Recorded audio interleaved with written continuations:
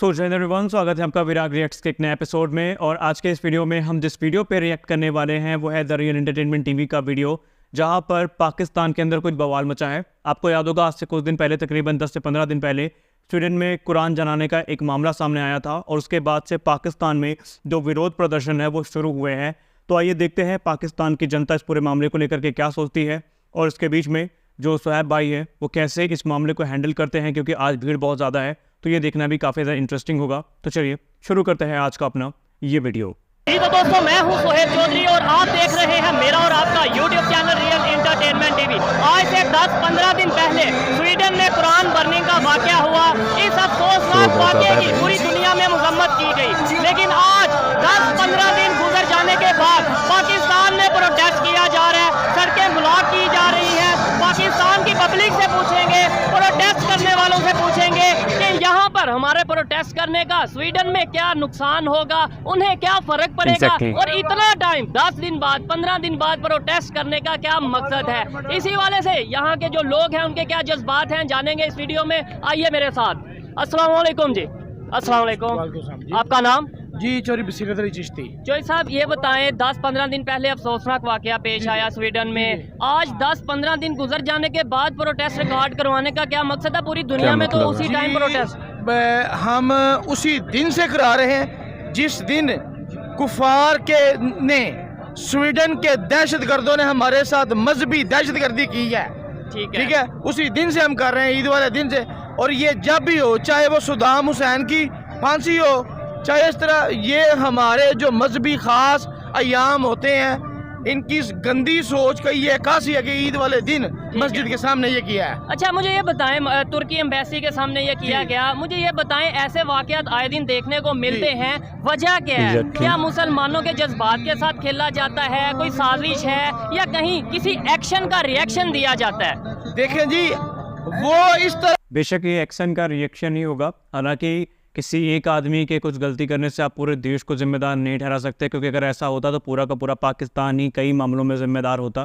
क्योंकि हमने पाकिस्तान की तो खुलेआम बोल रहे हैं ना, काफिर और दुश्मन हाथ में तलवार लेके खड़े हैं, और अब ये इनडायरेक्टली जिस तरह ये बात कर रहे हैं तो ये ब्लेम भी तो कर रहे हैं। तो अगर ऐसा होता तो पाकिस्तान इसके लिए सबसे ज़्यादा जिम्मेदार होता, कोई और नहीं। की हरकतें करके हमारे मुसलमानों के ईमान को टेस्ट लगा रहे हैं कि क्या अभी इनमें सलाहुद्दीन अय्यूबी, महमूद गजनवी, मोहम्मद बिन कासिम का खून है कि नहीं है। मतलब कितना जाहिल आदमी है भाई, कितना जाहिल आदमी है। अपने अंदर अपने देश के इन्वेडर का खून ढूंढ रहा है। अरे भाई, इनसे पूछो है कौन ये जिनका ये नाम लिए गजनवी, कासिम, ये सब है कौन? और इनका पाकिस्तानियों से क्या लेना देना है भाई? ये कहे अपना ब्लड खून का रिश्ता साबित करने में लगे, उनको अपना पप्पा घोषित करने में लगे हैं। तुम्हारा उससे क्या लेना है भाई? वो आए थे लूटने तुमको, वो तुम्हारा वंश बढ़ाने नहीं आए थे। थोड़ा पढ़ाई कर लो तो पता चल जाए कि खून का रिश्ता तुम्हारा नहीं है। वो वहां पर घुसपैठिए थे, इससे ज्यादा वो कुछ नहीं थे।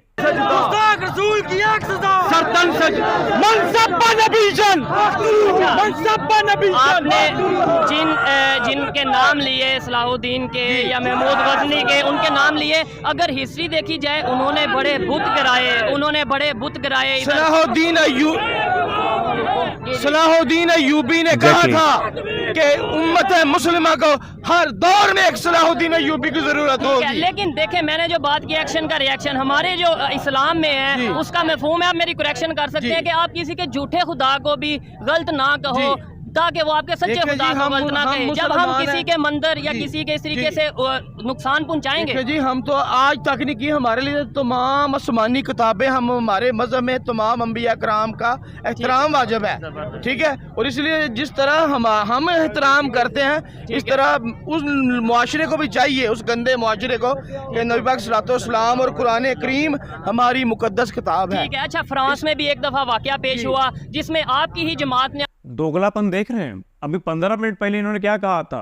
सरतन से जुदा कोफैर, और पता नहीं कौन कौन सा वर्ड नहीं बोले। अब क्या बोल रहे हैं कि हम सब का सम्मान करते हैं। यानी अगर दोगलापन की कोई एसआई यूनिट होती तो ये भाई साहब ही होते। हद है मतलब। ऑलमोस्ट भरपूर प्रोटेस्ट किया। ये कहा गया यहाँ से एम्बेसी का बायकॉट किया जाए, यहाँ से सफीर को भगाया जाए। अभी 2 हफ्ते पहले ऑलमोस्ट हमारे प्राइम मिनिस्टर फ्रांस जाते हैं, वहाँ पे बड़े अच्छे तरीके से मुलाकात करते हैं। क्या वजह है कि हम एक तरफ प्रोटेस्ट करते हैं किसी कंट्री के खिलाफ, फिर उन्हीं के साथ हम रिलेशन भी बेहतर करने की। एक ही मौकफ है, गुस्ताखे रसूल का जो हामी है ओरिजिनल हरामी है। ठीक है, ये आपकी, लेकिन ये हमारी गवर्नमेंट लेवल पे भी मौकफ है या नहीं? गवर्नमेंट पे भी ये मौकफ है या नहीं? देखिए जी, गवर्नमेंट जो है ना, वो पंजाबी में कहते हैं ना, गोंगलुओं तो मिट्टी चाड़नी। आज जो उस वक्त के फिरौन, उस वक्त का वजीर आजम जो कहता था कि 100 साल इधर एहतजाज करें, फ्रांस को फर्क नहीं पड़ता, आज उसने भी काल दी हुई है। ठीक है, ऐसे ही है इमरान खान साहब, जिसे थूक चाट पार्टी, ठीक हो ये वो है। अच्छा, अभी ये जो वाकया पेश है स्वीडन का, मुझे ये बताएं। मतलब भाई मुझे इतनी हंसी आ रही है इसकी बात पे। ये इनकी जो जिंदा दिल कौम है, ये आके फ्रांस को गरिया रहे हैं, और इनके प्रधानमंत्री चले जाते हैं कि प्लीज़ हमारी मदद करिए, IMF से लोन दिलवा दीजिए। आपको याद होगा इससे पहले जब फ्रांस में बवाल हुआ था तो इमरान खान ने बड़े बड़े भाषण दिए थे कि हम ट्रेड बंद कर देंगे, ये कर देंगे, फ्रांस के प्रोडक्ट ना लो। और बाद में जब मिराज जहाज़ों की बात आई, मिराज 4 और 5 की, तो ये फ्रांस के पैरों पे पड़े थे कि कृपया हमारी मदद करिए। फिर सबमरीन की बारी आई, तब भी ये फ्रांस के चरणों पर पड़े थे। यानी दोगलापन इसी को कहते हैं कि पहले तो उनको गरिया लो, लेकिन जब काम पड़े तो उन्हीं को अपना बाप बना लो। हमारी जो इकोनॉमी है, हमारी जो इस टाइम पाकिस्तान की सिचुएशन है, इस तरह के कंट्री, पाकिस्तान जैसे कंट्री में जब प्रोटेस्ट किया जा रहा है, इंटरनेशनल लेवल पे क्या फर्क पड़ेगा? स्वीडन को क्या फर्क पड़ेगा? फ्रांस को क्या फर्क पड़ेगा हमारे रोड पे आने से? पाकिस्तान हमारा एग्री बेस्ड मुल्क है, यहाँ 5 दरिया है, यहाँ दुनिया का हर मौसम है, पहाड़ है, और हर चीज हमारे पास वसाइल मौजूद है। ईमान की हमें चाहिए कि हम मिडल ईस्ट, यूरोपियन यूनियन पर और जो है IMF, उसके मुंह पर भी नहीं थूकते। ठीक है, लेकिन हमने, आपने बोला एग्रीकल्चर कंट्री है, हम गंदम फिर भी एक्सपोर्ट करते नजर आते हैं, वीट एक्सपोर्ट करते नजर आते हैं। सब कुछ है, हर मौसम है, लेकिन फिर भी भैया जब तुम्हारा धरना खत्म हो जाए ना, तो आटा की लाइन में लग जाना, एक बार गाड़ी आती है। इनके पास हर मौसम में खेती है, ये IMF के मुंह पे थूकेंगे नहीं। लेकिन अभी IMF से लोन मांगने के लिए ऐसा कोई शायद देश बचा हो वेस्टर्न कंट्री में जहाँ तुम पैर पे ना पड़े हो और किससे तुम सोर्स ना लगवाए हो। और दूसरी बात ही भाई साहब कह रहे हैं, पता नहीं लंबी लंबी बातें कर कैसे लेते हो भाई तुम लोग, मुझे यही नहीं समझ में आता। ये बताएं OIC किस लिए बनाई गई है? OIC मिलके OIC जो बनाई है, इंटरनेशनल इस्लामिक काउंसिल, इंशाअल्लाह ताला ये OIC तब काम करेगी जब OIC में पाकिस्तान की क़यादत किबला साद हुसैन रिजवी करेंगे। तब आपको पता चलेगा कि OIC काम कर रही है कि OIC काम कर, इस्लामी इंटरनेशनल काउंसिल काम कर रही है कि नहीं कर रही है। अभी तक कोई काम करती नजर है सच नहीं आ रही। नहीं जी, बिल्कुल मफलूज है। अगर इतने ममालिक है, अगर ऐसी हमारा 57 कंट्रीज हैं, 57 का अगर एक बयानिया होता तो उन कुत्तों को, यूरोप के कुत्तों को ये जुर्रत न होती कि हमारे मजहबी रसूमात के साथ, हमारी किताब के साथ ये करते। ठीक हो गया। अस्सलाम वालेकुम। वालेकुम सलाम व रहमतुल्लाहि व आपका नाम? अमजद अली चिश्ती। अमजद अली चिश्ती साहब, ये नारे लगाए जा रहे हैं, जंग की बात की जा रही है, जिहाद की बात की जा रही है, क्या कहना चाहेंगे? यही कहना चाहूँगा कि ये जो स्वीडन मुल्क है, इस पर लानत, बेशुमार लानत, आज हर मुसलमान को निकलना चाहिए। इसके लिए जान भी कुर्बान है हमारी, हमारा दिल, जान, माल, औलाद कुर्बान, सब कुछ कुर्बान है। लेकिन ये वाकया 10-15 दिन पहले हुआ और आज हम 10-15 दिन बाद जो है इसका प्रोटेस्ट कर रहे हैं। हम लोग जो है सोए रहते हैं, हम लोग सोए ना रहे तो ये लोगों की जरूरत नहीं होती ये काम करने की। हम लोग सोए रहते हैं, मतलबी लोग हैं हम लोग, यानी मुसलमान मतलबी है, मतलबी लोग हैं ये मुसलमान। अच्छा, एक बात और, ये जो तमाम इस्लामिक कंट्री है, ये मिलके क्यों नहीं कुछ ऐसा करते? इतनी कंट्री है, अगर ये सारी मिल जाए तो... इतना सच नहीं बोलना था। इनको लग रहा है ये भी अपनी तारीफ कर रहे हैं। इतना सच नहीं बोलना था भाई। सोए तो तुम पाकिस्तान बनने के बाद से हो, तभी आज ये हालत है कि पूरा नल्ला समाज एक गाड़ी के ऊपर खड़ा होकर नारा लगा रहा है, ये कुत्तों का नामो निशान मिट जाए। ठीक है, ऐसे काम वाकयात पेश क्यों आते हैं? हम कुछ किसी को एक्शन करते हैं तो रिएक्शन आता है, या फिर वैसे ही हमें चेक करते हैं कि मुसलमानों में गैरत है कि खत्म हो। सारी कंट्रीज मिल जाएंगी, उसके बाद क्या कर लोगे भाई? क्या किए? हम 3-4 ऐसा लड़ाई गिना देंगे जहां पर आप लोग बहुत मिले थे, लेकिन क्या कर लिए? आपको क्या लगता है आप सारे मिलके किसी देश पे हमला करोगे, खासकर अगर वेस्टर्न कंट्री की बात करें, वो ताली बजाएंगे कि वाह क्या अटैक हुआ है, 6 डे वॉर याद है क्या हुआ था, डेजर्ट स्टॉर्म याद है क्या हुआ था? आपको लगता है कि आप मिलेंगे तो वो बैठे रहेंगे? भाई तुम लोग काहे नहीं सोचते भाई आफ्टरमैथ के बारे में? बस बोल दिए टप से, उसके बाद क्या होगा वो तो सोचो। तुम्हारे पास एटम बम है, तुम्हारे पास नंबर 1 आर्मी है, कितनों को संभाल लेगी तुम्हारी नंबर 1? अपना देश तो तुमसे संभल नहीं रहा है। बिजली तुमको पेल रही है, टीटीपी तुमको पेल रही है, ड्यूरन लाइन में आए दिन गोलीबारी चल रही है, तुम्हारे घर में घुस के आदमी मार रहे हैं और तुम लंबी लंबी बातें कर रहे हो खाली। ये भी सोचो अगला आदमी क्या करेगा, आफ्टर मैथ भी सोचा जाता है, ये तुम नहीं सोच पाते। तुम कहीं बस वही लंठाई पहले पड़े और कुछ नहीं। हमें जेल लगाता है। आपके ख्याल से गैरत है या खत्म हो गया? गैरत है, अल्लाह की गैरत है तो हम जिंदा है इंशाल्लाह। जबरदस्त ज्यादा से अब हुर्मत करेंगे, हमारी ज्यादा से ज्यादा चर्चे होंगे। ठीक है। अच्छा, ये स्वीडन के अगेंस्ट प्रोटेस्ट किया जा रहा है, इससे स्वीडन को क्या नुकसान होगा? इंशाल्लाह तबाह बर्बाद होएगा, इसका नामो निशान मिट जाएगा। प्रोटेस्ट करने से तबाह बर्बाद तो नहीं हो सकता। इंशाल्लाह तबाह बर्बाद होगा। सर मैं कह रहा हूँ हमारे प्रोटेस्ट करने से तबाह बर्बाद होगा या बददुआ देंगे तो? बददुआ से तबाह बर्बाद होगा इंशाल्लाह ताला। देखना ठीक है। अल्लाह हमारे पास हिम्मत हो, हम उनको कच्चे खा जाए, हमारे पास इतने वसाइल नहीं है। फिर ये ऐसा ना गवर्नमेंट को, पब्लिक को ये सोचना चाहिए कि अपनी इकोनॉमी को बेहतर करें, इतने वसाइल बनाए हम। इनको ये होता है हम इनके साथ नहीं करेंगे, हमें कुछ नहीं मिलेगा, अल्लाह से मदद मांगे, अल्लाह सब कुछ देगा। ठीक है, आपने बात की है बददुआ देंगे तबाह बर्बाद हो जाएंगे, ऐसे तो हम जंगे ना करें, बददुआएं दें और जिसका लगना चाहिए, पर हमारे पास वसाइल नहीं है, हम देखो निकले हैं। इकोनॉमी बेहतर होती, इकोनॉमी बेहतर होती तो ये काम ना होता। देखे मैं इनकी 100 बातों से इख्तिलाफ कर सकता हूँ, लेकिन इस बात से मैं एग्री करता हूँ। अगर इकोनॉमी, ये तो वही बात है भाई, हम मार डाले पर हमारे पास बंदूक ना कुछ भी यार बेहतर हो, फिर हम इकोनॉमी क्यों नहीं बेहतर करते? प्रोटेस्ट करते हैं, घर चले जाते हैं। कभी फ्रांस करता है, कभी स्वीडन करता है, कभी कोई मुल्क करता है। वही कह रहा हूँ, तो हम अपनी इकोनॉमी बेहतर क्यों नहीं करते? बेहतर क्यों नहीं करते? इसलिए हम दबे रहते हैं महंगाई की तरफ, हम तो निकल ही ना सकते बाहर।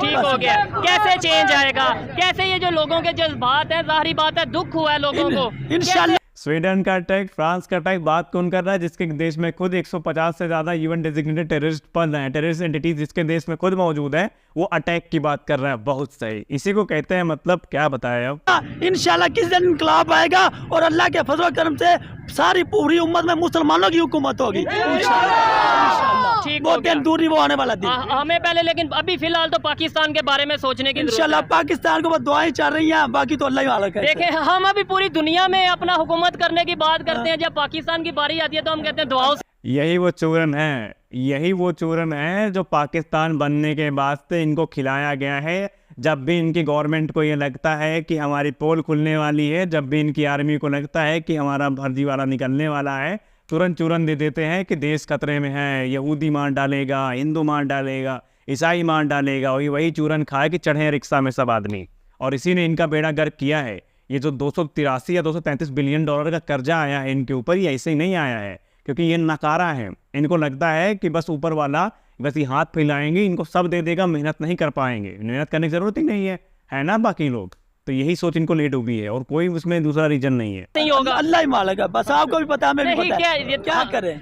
हमें चाहिए पहले पाकिस्तान को बेहतर करें। कैसे बेहतर करें? ठीक है, ये तो अब हम पूरी दुनिया के सामने अपनी बेबसी नहीं शो कर रहे कि भाई हमारे हाथ में कुछ है नहीं। बेबसी नहीं तो नहीं हम कह सकते, बेबसी नहीं कह सकते, पर यही हमारा मुल्क, उनका बेहतर हो तो तभी के काम सारे ठीक हो गया। आप क्या कहना चाहेंगे इस वाक़े पे? भाईजान आप क्या कहना चाहेंगे? क्या कहना चाहेंगे? मैं यही कहना चाहूँगा कि मुसलमानों को इत्तेहाद की ज़रूरत है। ये सब इकट्ठे हो जाएं। सब जो जुल्फ़कार अली भुट्टो के दौर के अंदर एक इस्लामी बैंक बनने लगा था, सारे एक मरकज पे इकट्ठे हों। OIC ऑर्गेनाइजेशन की बात, OIC कुछ भी नहीं कर रही।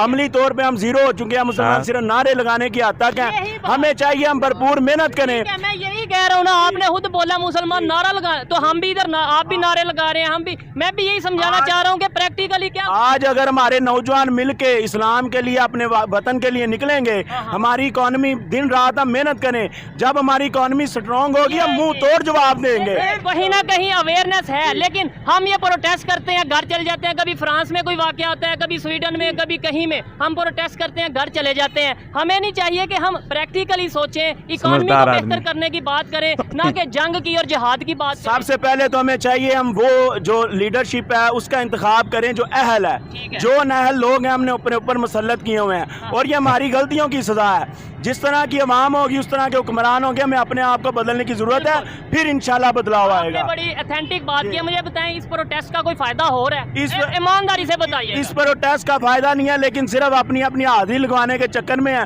लेकिन इंशाल्लाह जब ये सारी इमाम जैसे आज इकट्ठी है, अपने आप को बदलने की ज़रूरत है। और बदलाव की बात करने वाले आदमी कुछ नल्लों के बीच में रिक्शा में चढ़ के भाषण दे रहे हैं। इन्होंने कहा जैसी आवाम वैसे ही उनकी क्या बोलते हैं सरकार। तो आवाम तो नल्ली दिख रही है, तो सरकार कहाँ से एकदम मतलब वर्ल्ड क्लास हो जाएगी। तो भैया बदलाव की बात तब करना जब रिक्शा से उतर जाना, पहले उतरो नीचे और जो बोले हो उसको फॉलो करो, जब काम करो तभी इकोनॉमी मजबूत होगी। अगर ये वाकई दिली तौर पे सारे अपने वतन के लिए, इस्लाम के लिए, दीन के लिए इकट्ठे हो जाएंगे, इंशाल्लाह उसी दिन उसी रात इनकलाब आ जाएगा इंशाल्लाह। क्या कहना चाहेंगे अगर आपकी ये जो पार्टी है गवर्नमेंट में आती है, इक़्तिदार में आती है, फ्रांस हो गया, ये स्वीडन हो गया, कोई भी यूरोप कंट्री है, क्या रिलेशन रखेंगे?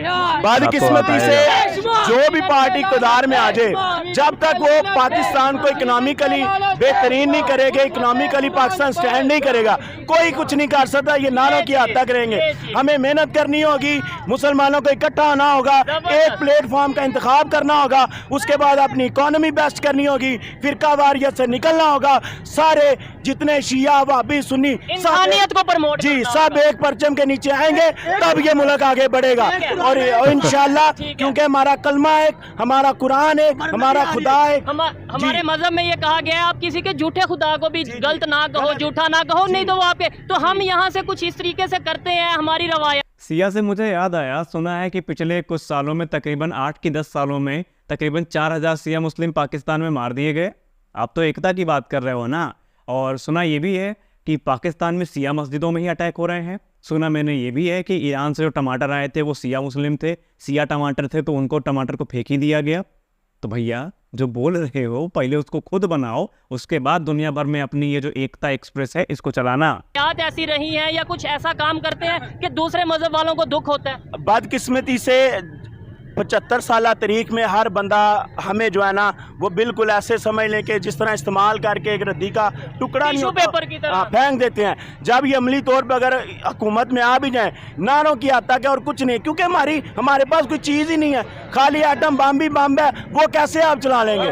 जब आपके पास खाने को नहीं है, पीने को नहीं है, लोग गुर्बत से मारे हैं, कैसे आइटम बम आप चला लेंगे? दुनिया निकली है ऐसे ही है। और ये मैं अगर बात करूं, नो डाउट उन्होंने बोला हाजिरी लगवाने हैं, लेकिन मैं बात करूं, मेरी अपनी ओपिनियन है, कोई डिसएग्री भी कर सकता है। प्रैक्टिकली स्वीडन को इसका कोई नुकसान नहीं है इस प्रोटेस्ट का। उन्हें बिल्कुल कोई नुकसान नहीं है, वो लोग वो खुश हो रहे हैं। इसका सबसे बड़ा कारण सरकार नहीं है, इसका सबसे बड़ा कारण आप खुद हैं। आपका एजुकेशन सिस्टम है। ये बचपन से ही जो सिरिंज लगा के हिंदू ईसाई यहूदियों के खिलाफ नफरत भर दी जाती है, और बचपन से जो सिखाया जाता है ना कि हिंदुस्तान तुम्हारा दुश्मन है, इजराइल तुम्हारा दुश्मन है। अरे भाई तुमको हिंदुस्तान को तुमसे क्या लेना देना है भाई? कहाँ हिंदुस्तान की जीडीपी, कहाँ तुम, कहाँ हिंदुस्तान का डेवलपमेंट रेट, कहाँ तुम? हिंदुस्तान को तुमसे कैसे खतरा हो जाएगा भाई? और इजराइल तुमसे क्या खतरा होगा? इजराइल पता है क्या है? इजराइल अगर हाथ खींच लो तो भूखे मर जाओगे। ये बात पहले सोचो समझो, बाद में बात करो। सो गाइज आज के इस वीडियो में बस इतना ही। हालांकि ये वीडियो बहुत बड़ी है, लेकिन फिर भी इस वीडियो में बस इतना ही। मिलते हैं अगले वीडियो में किसी और अपडेट के साथ, किसी और इंटरेस्टिंग वीडियो के साथ। तब तक के लिए जय हिंद।